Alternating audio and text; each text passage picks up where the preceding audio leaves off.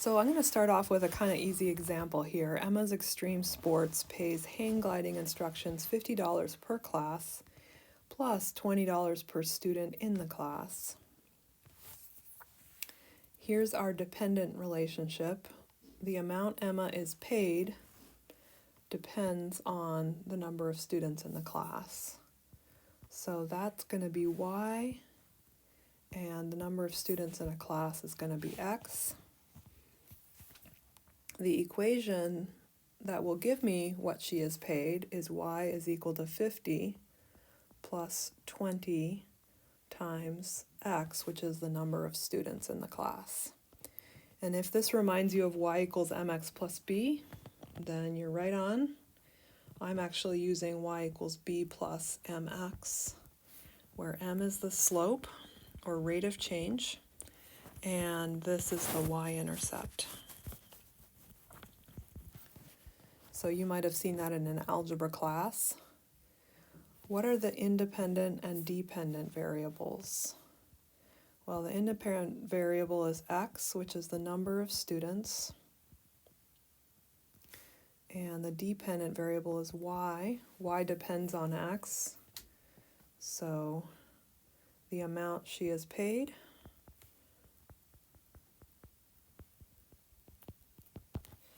And then what is the slope and what does it mean? So this is where we start to get used to interpreting the slope. The slope tells you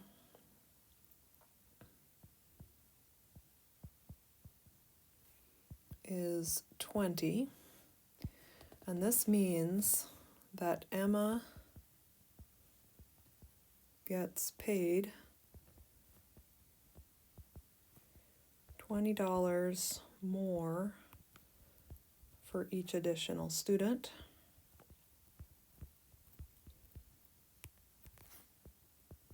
I guess I could imagine that the company is trying to encourage Emma to recruit more students.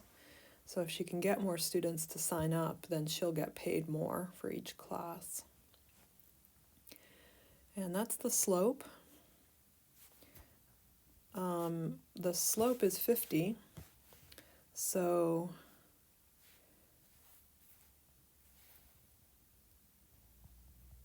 Emma is paid $50, and that is associated with x equals 0, which sort of doesn't make sense. She's paid $50 even if she has no students. It's really just the base pay, and of course they're not going to be paying her if she has no students. But this is the value of y, when x is equal to 0.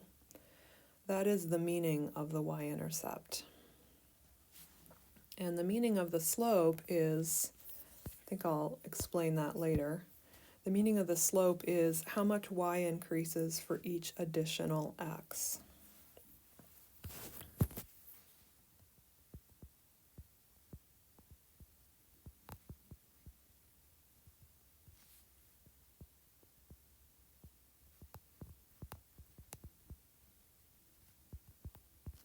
Can you see that that's what I did? I said how much her pay increases for each additional student. So that's really the underlying thing that I was doing there. So that's what we just went over. And this is what I was saying here, that the y-intercept is the starting value of y when the value of x is 0. And it may not make sense in a given context. We'll see an example of that coming up. The b is the rate of change of y. If b is positive, then y is increasing at a rate of b units for every additional unit of x. And if b is negative, y is decreasing for every additional unit of x. So if we take a look at this equation, we say that the equation is y equals 5 times 6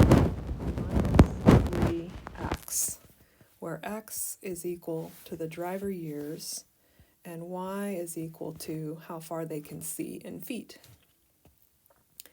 If the slope is -3, then let's go back and see, how do we interpret the slope? If B is negative, then Y is decreasing at a rate of B units for every additional unit of X. So this sign legibility distance is decreasing by 3 feet for each additional unit of X. Now, what is a unit of X? It is a year of driver age.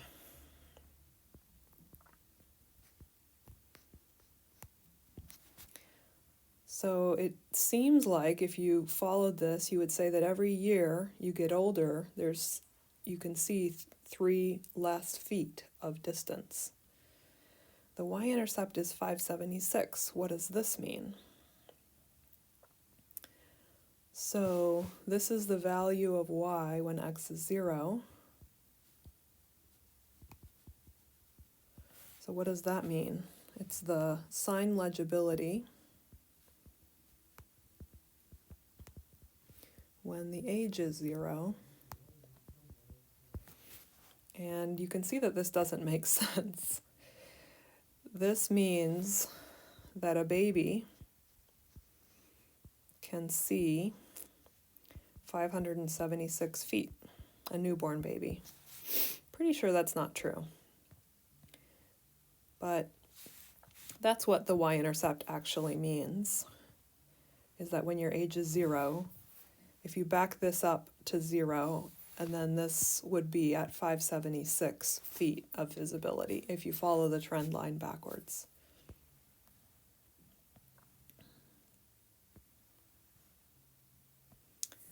Here's another interesting example. Lung cancer mortality and cigarettes smoked per day. And as you might expect, if you smoke a lot of cigarettes every day, your chances of lung cancer mortality increases. So the slope is saying that lung cancer mortality increases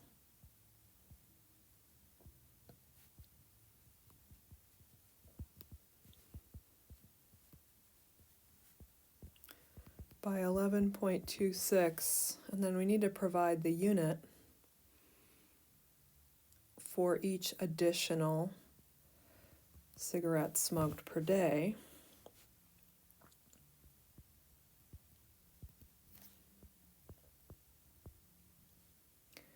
Additional cigarettes smoked.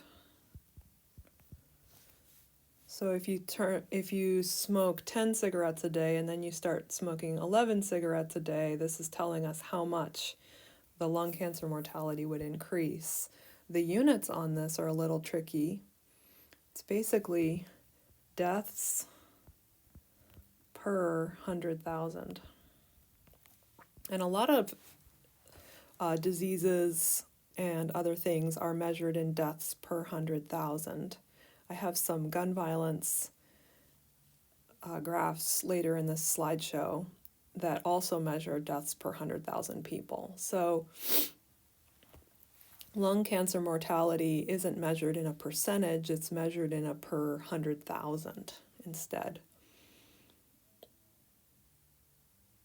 And then the y-intercept is 1.6. So that just means if x is 0, y is equal to 1.6. So if you don't smoke any cigarettes per day, you still have a chance of lung cancer mortality. It's very low. It would be 1.6 deaths per 100,000. There are other things that can cause lung cancer besides cigarettes, so that would probably explain it.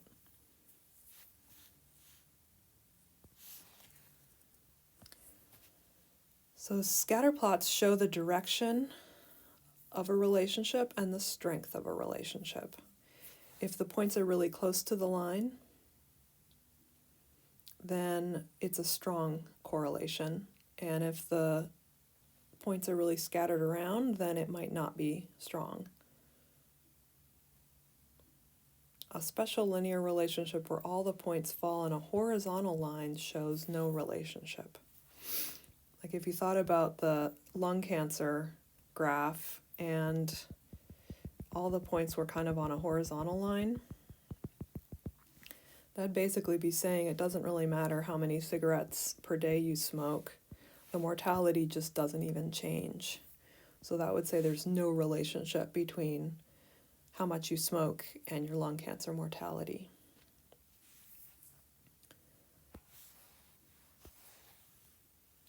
So positive linear pattern, that would be pretty strong.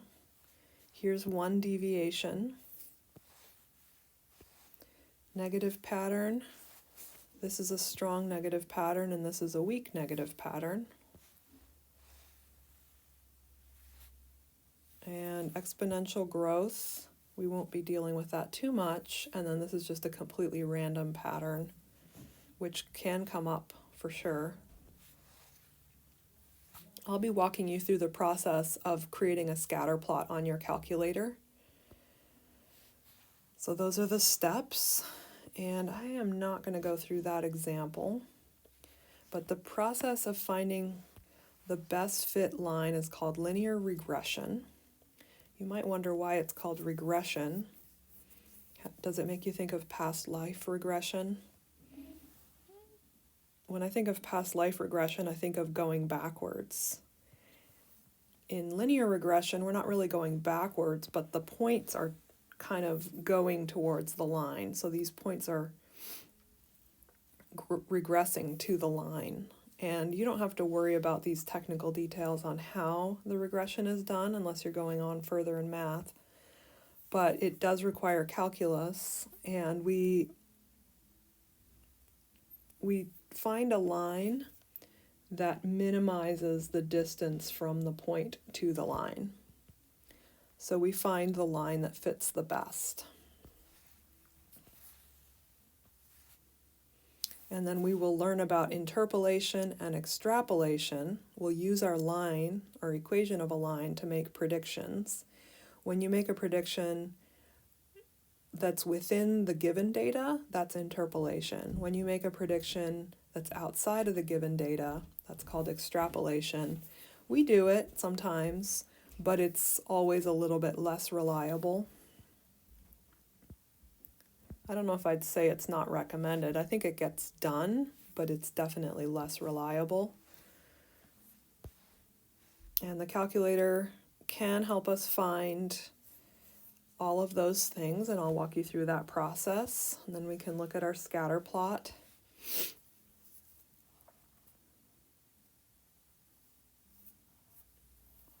The correlation coefficient R tells us, well, it goes between -1 and +1, and if it was -1 or +1, it would be very strong, and if it was 0, it would be no correlation. So here's some examples of different correlation coefficients. This is the no relationship, and here's a very strong negative correlation. Here's a weak negative correlation of R equals -0.5. Here's a sort of weak positive correlation. That actually doesn't look that weak. It looks pretty good.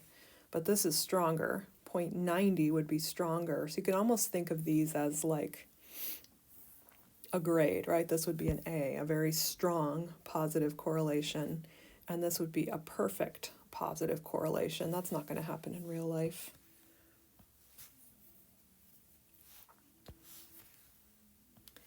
And then R squared is a little different than R.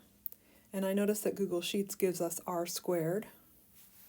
If R squared was 0.44, then 44% of the variation in Y is explained by variation in X.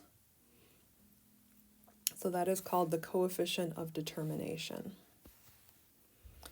And I'm going to do different examples with you. And I did have some survey data that we can take a look at later. This was student ages and how old they were when they had their first smartphone. And I had a fairly decent correlation on this one.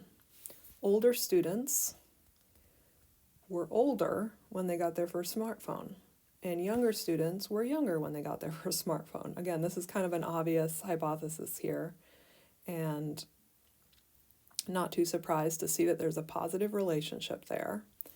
And R squared is 0.71 or 0.72, so 72% of the variation in age at first smartphone is explained by age. So there might be other factors that explain how old you were at your first smartphone, but age apparently is a big factor, among my students at least.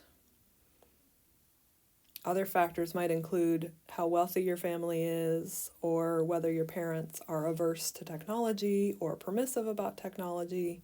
So there certainly could be other factors. And finally, a couple of slides on gun violence. I found these interesting. The US is a big outlier compared to all the other countries shown here. So this is guns per 100 people. And the wild thing is that the US has more guns than people.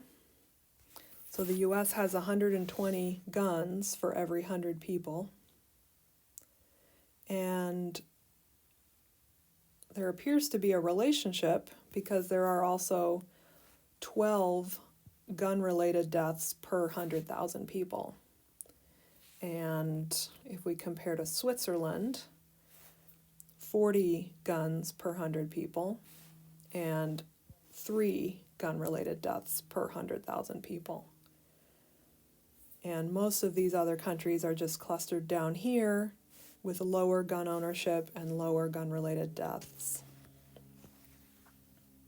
And then this breaks it down by state within the United States as well, noticing that a higher percentage of adults own guns in, say, Alaska than Rhode Island.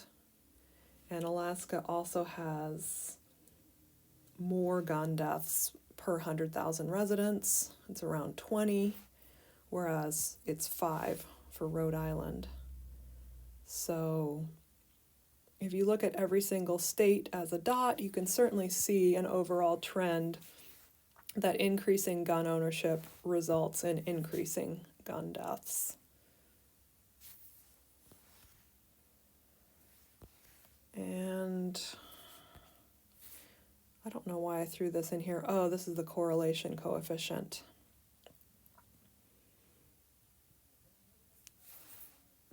Magnitude of correlation with the vote margin. I guess I thought that was interesting as well. Cost of living correlates strongly with the margin of people voting democratically.